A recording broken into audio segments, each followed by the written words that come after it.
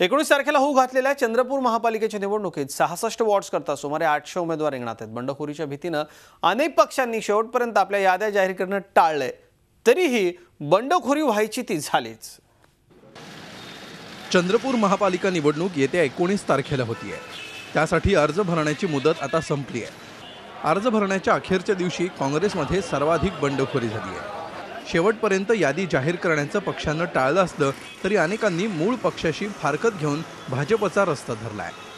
काँग्रेस, बसपा, रिपाई सगळ्याच पक्षातून अर्ज भरण्याच्या अखेरच्या दिवशी भाजपमध्ये इन्कमिंग झालंय।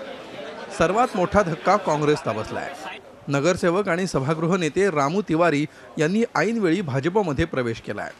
शिवाय काँग्रेसचे चंद्रपूरचे प्रभारी माजी खासदार नरेश पुगलिया यांच्यावर जोरदार टीकास्त्र सोडलंय।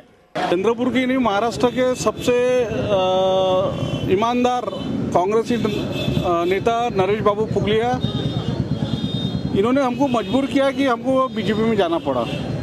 हमारे खून में कांग्रेस था, पर ऐसे परिस्थिति उन्होंने ला दी है कि मेरे को ये बीजेपी में जाना पड़ा। या महानगरपालिकेच्या निवडणुकीमध्ये काँग्रेसला झटका देत निवडणुकीत फटका खात महानगरपालिका पूर्ण शक्तीने ईश्वराचा अंश असणाऱ्या जनतेची सेवा करण्यासाठी भारतीय जनता पार्टीला 2/3 बहुमत प्राप्त होईल हा विश्वास माझ्या मनात आहे।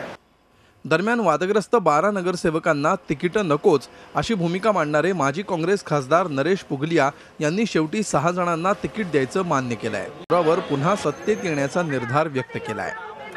मेयरच्या निवडणुकीमध्ये काँग्रेसला मतदान केले अशा लोकांना तुम्ही एक चान्स दिला पाहिजे, त्या दृष्टिकोनातून आम्ही त्यांच्या शब्दाचा मान ठेवला आणि 5-6 लोकांना आम्ही त्यामध्ये माननीय प्रांताध्यक्ष अशोकराव चव्हाण यांच्या सांगण्यानुसार आम्ही त्या लोकांना एक्सेप्ट केलेला आहे आणि मला खात्री आहे की या निवडणुकीमध्ये जनता काँग्रेसला सत्ता स्थापन करण्याकरता आशीर्वाद देईल।